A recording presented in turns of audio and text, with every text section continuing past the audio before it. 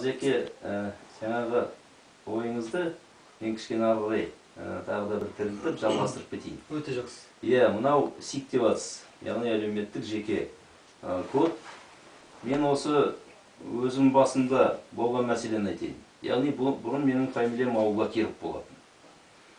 Соның жаңағы СИК кодын жазған кезде, мынау Ресейдің, яғни орыс, латын, волапил қолданылып жазылған.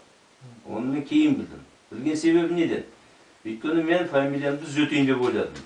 Яғни Аубакиров емес, таза қазақша Әубәкір. Фамилиямды осыған ауыстырдым. Бірақ мәселенің қиыны сонан кейін туындады. Өйткені әлгіге кодты жазу керек. А кодты жазу үшін мынау біздің әлгі 9, сіз бағана айтып отырған 9 дыбысқа келетін латын әріптері қабылданбаған. Тиянақталмаған, тағайындалмаған. Сондықтан да менің жаңағы таза қазақша фамилияме олар СИК кодын жазылмады. Сондықтан да менің жаңағы жаңғырған СИК кодында Әубәкір емес, Аубакир. Яғни тағы да сол орысша күйінде жүр. Тек қана соңғы әлгі жұрнағы ғана алынып қалған. Оп деген. Міне, сондықтан да біз ертең мысалы мынау әлгі бүкіл дүниежүзілік сауда ұйымына кіретін жаңағыдай мүмкіндігіміз бар. Оған кіреміз деп ойлаймын. Өйткені біз Қырғызстаннан енді, о жағынан енді алда жүрмесек керемеспіз ғой, сауда жағынан. Сондықтан да мен ойымша бұл ұйымға да біз кіретін шығармыз. Сонда ID код деген қабылданады. Сол ID кодта менің жаңағы сигім қалай жазылады? Осы мәселе мені тағы да толғандырып отыр. Менің ойымша тағы да менің Әубәкір деген фамилиям түсіп қалады. Оның орнына жаңағыдай менің әлгі куәлігімде екі тілде жазылған. Қазақ тілінде, содан кейін ағылшын тілінде. Ағылшын тіліндегісіне жазылып кетеме деп ойлаймын. Бұрын орыс тіліндегі жаңағы СИК код жазылып еді, енді ағылшын тіліндегі. Енді отығылы Қазақстанның өзі Қазақстан болып кетті. Сондықтан да, осы арада бір үлкен мәселенің шеті көрінеді.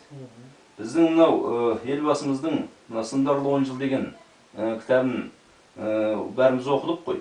Сонда мынау қауіпсіздік мәселесі өте дұрыс көтерілген. Қауіпсіздіктің түрлері көп көрінеді. Мынау энергетикалық қауіпсіздік, содан кейін мемлекеттік қауіпсіздік, оның ішінде жаңа шекаралық қауіпсіздік, оған біртіндеп қол жеткізіп жатырмыз. Сонымен ресурстық қауіпсіздік, яғни мысалы ауыз су мәселесі. Ол жақын 10 жылдықта, немесе жақын 100 жылдықта бұл ең күрделі мәселеге айналатын түрі бар. Дүние жүзі мынау шеңберінде. Келесі мынау ақпараттық қауіпсіздік. Осы мен ойлап отырмын, біздің бүгін көтеріп отырған мәселеміз негізінен осы ақпараттық қауіпсіздікке жатқызылады. Және де біздің Қазақстан 20-30 бағдарламасы, яғни еліміздің даму мұраты.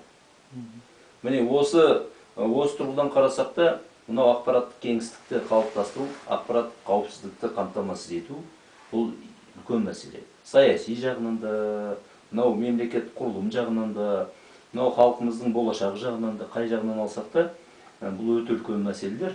Сондықтан да біздің жаңағы мемлекет тіліміз осы жаңағы қалыптасып жатқан ақпараттық кеңістікте қандай орын алады? Өзіне лайықты деңгейде орын ала ма жоқ па деген мәселе күдік туы. Күдік туындыру. Енді американдықтарда да күдік тудыру. Бәрін күдікке, все нужно подвергать сомнению деген қалай. Сол енді, біз енді сол ауруға шалдығып, содан шыға алмай, осы өмір бойы солай өтеміз бе? Біздің тілге келгенде, соның барлығы жаңағы жай күдіктен ауруға айналып, сырқатқа айналып барады. Сондықтан да бұл мәселені енді түпкілікті шешілуі, жаңа өзіңіз айтқандай саяси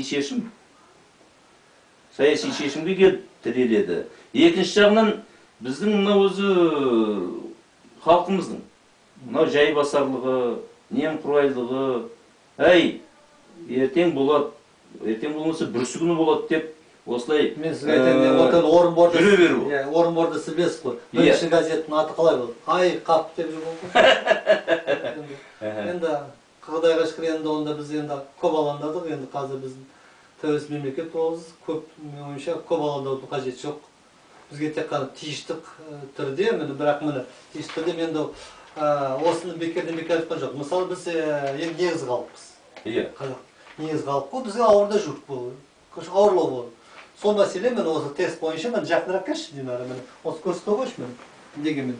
Оны интернетте көріп ғой, бірақ неге мен? Міне қазақтар ауыр жүгін өзіне алу керек. Күрделі. Тесті күрделі. Орыстарға жеңілдеу. Өзіміздегі орыстар. Иә, өзіміздегі әрине біз орыстар. Енді орыс болсын, басқа тілді бәрі Қазақстан азаматымыз енді. Бәріміз сол Қазақстанды көркейту үшін бүгін атсалысуымыз керек. Оны тым бөлудің қажеті жоқ бүгін. Сен былай істеңіз. Әйтеуір мемлекетіміз Қазақстан болғасын, Қазақстан барлық жағынан дамыту мәселелерді біз бәріміз көтеру керек. Өкінішке орай бар арамызда оған назар аудармайды. Бірақ ертең ол егер біз оған бүгін назар аудармасақ, ол ертең шиеленіске айналып кетуі мүмкін. Әрине. Өйткені ақпарат ол программатор адамды ертең жынды қылса да, ақылды қылса да, ол ақпарат құралдары жүйесі. Сол арқылы біз білімді аламыз, неше түрлі қалай айтуға Ақпарат деген жан азығы ғой. Иә, жан азығы айтып қой. Жан азығы қарбірді дистанционный обучение деп жатыр, алыстым.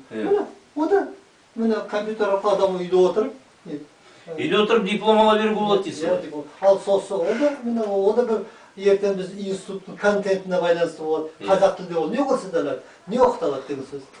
Мен мына жерде кішкене болса да таңдаған тоқтата айтып, далаға көрсетіп келеді антенналарды. Қанша уақыт болмай қалса. Сау болыңыз.